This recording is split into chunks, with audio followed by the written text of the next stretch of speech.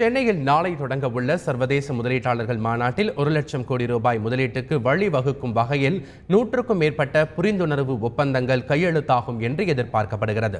தமிழகத்தில் முதல் முறையாக நடைபெறும் சர்வதேச முதலீட்டாளர்கள் மாநாடு நாளை தொடங்க உள்ள நிலையில் அதற்கான ஏற்பாடுகள் இறுதிக்கட்டத்தை எட்டியுள்ளன.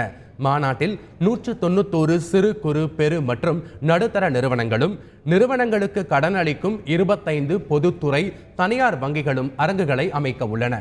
இந்த மாநாட்டின் மூலம் 100க்கும் மேற்பட்ட புரிந்துணர்வு ஒப்பந்தங்கள் மூலம் 1,00,000 கோடி ரூபாய்க்கு அதிகமான முதலீடுகள் கையெழுத்தாகும் என்று எதிர்பார்க்கப்படுகிறது.